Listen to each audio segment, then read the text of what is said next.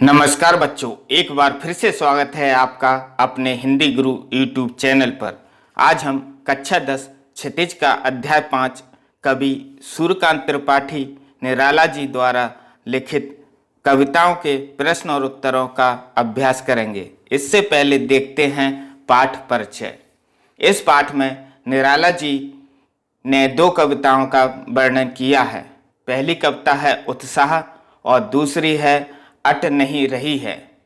उत्साह एक आह्वान गीत है जो बादलों को संबोधित है, जो कि निराला जी का प्रिय विषय है। उत्साह कविता में बादल एक तरफ पीड़ित प्यासे लोगों की आकांक्षा को पूरा करने वाला है, तो दूसरी तरफ वही बादल नई कल्पना और अंकुर के लिए विध्वंस और क्रांति चेतना को संभव करने वाला भी है।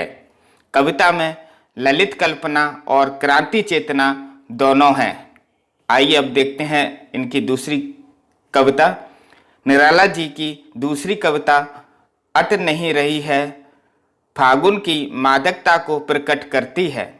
कवि फागुन की व्यापक सुंदरता को अनेक संदर्भों में देखते हैं। सुंदर शब्दों के चयन एवं लय ने कविता को भी फागुन की तरह सुंदर एवं ललित बना दिया है। आइए तो देखते हैं इस कविता के प्रश्न और उत्तरों को। बच्चों, अगर आपको इस कविता के प्रश्न और उत्तरों की पीडीएफ चाहिए तो उसकी लिंक मैंने डिस्क्रिप्शन बॉक्स में दे रखी है, उस पर क्लिक करें और पीडीएफ देखें। आइए बच्चों देखते हैं पहला प्रश्न। कभी बादल से फुहार रिमझिम या बरसने के स्थान पर गरजने के लिए कहता है क्यों? उत्तर, निराला क्रांतिकारी कवि थे। वे समाज में बदलाव लाना चाहते थे, इसलिए जनता में चेतना जागृत करने के लिए और जोश जगाने के लिए कभी बादलों से फुहार रिमझिम या बरसाने के लिए न कहते हुए गरजने के लिए कहते हैं। गरजना शब्द क्रांति, बदलाव, विरोध दर्शाता है। प्रश्न दूसरा, कविता का शीर्षक उत्साह क्यों रखा गया है?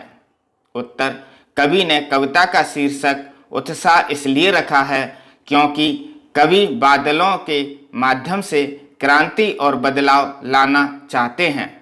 वह लोगों को क्रांति लाने के लिए उत्साहित करना चाहते हैं, इसलिए कविता का शीर्षक उत्साह रखा गया है। प्रश्न 3, कविता में बादल किन किन अर्थों की ओर संकेत करता है? उत्तर, कविता में बादल निम्नलिखित अर्थों की ओर संकेत करता है।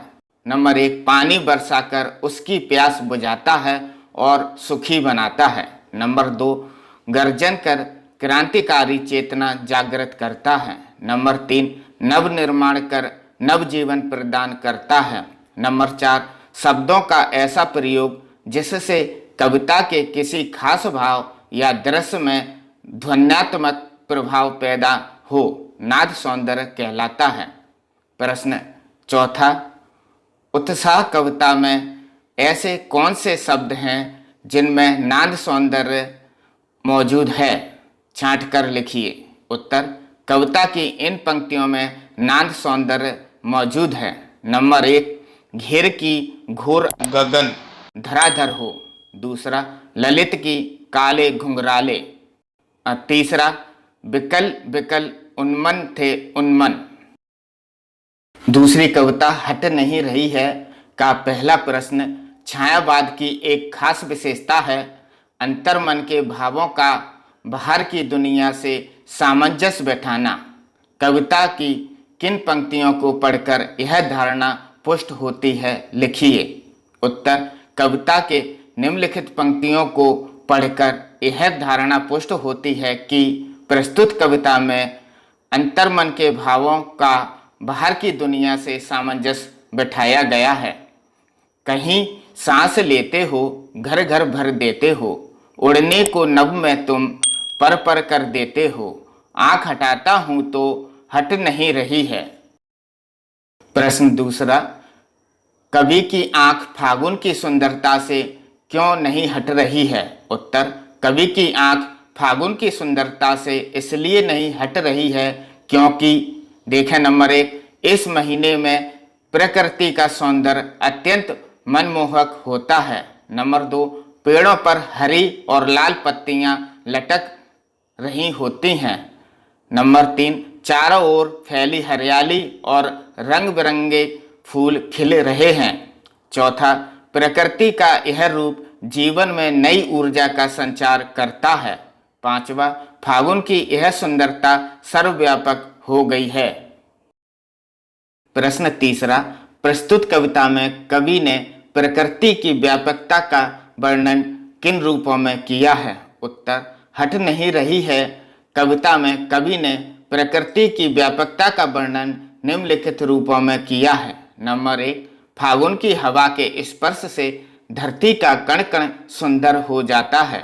नंबर 2, पेड़ पौधे नए पत्ते पाकर खिलखिला रहे हैं। नंबर 3, फलों की खुशबू वातावरण को सुगंधित कर रही है। नंबर 4, डालियां कहीं हरी तो कहीं लाल पत्तियों से भर जाती है। पांचवा, बाग बगीचों में चारों ओर हरियाली छा गई है।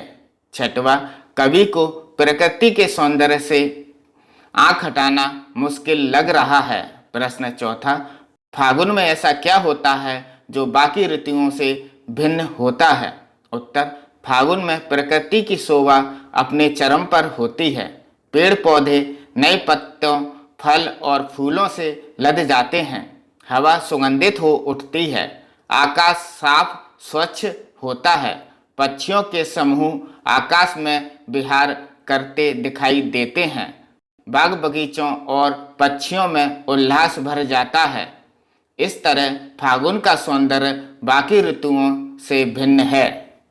बच्चों, अगर आपको यह वीडियो अच्छा लगे तो लाइक, शेयर एवं सब्सक्राइब अवश्य करें तथा अपने दोस्तों को शेयर करें। प्रश्न 5, इन कविताओं के आधार पर निराला के काव्य शिल्प की विशेषताएं बताइए। उत्तर, महाकवि सूर्यकांत त्रिपाठी निराला जी छायावाद के प्रमुख कवि माने जाते हैं। इनके काव्य की विशेषताएं इस प्रकार हैं। नंबर 1, दोनों कविताओं में प्रकृति चित्रण द्वारा मन के भावों को प्रकट किया गया है। नंबर 2, मानवीयकरण अलंकार का प्रयोग हुआ है। नंबर 3, पहली कविता में कवि बादलों को गरज गरज कर बरसने को कह रहे हैं। नंबर 4, दूसरी कविता में कवि फागुन से बात करते हैं। नंबर 5, कविताओं में तत्सम शब्दों का प्रयोग उचित मात्रा में किया गया है। नंबर 6, गीत शैली का प्रयोग हुआ है। लयबद्धता साफ दिखाई देती है। 7वां, अनुप्रास, रूपक, यमक और उपमा आदि अलंकारों का प्रयोग अच्छे तरीके से इस कविता में किया गया है। बच्चों, अगर आपको इस प्रश्न और उत्तरों की PDF चाहिए तो उसकी लिंक मैंने डिस्क्रिप्शन बॉक्स में दे रखी है, उस पर क्लिक करें और PDF देखें। धन्यवाद।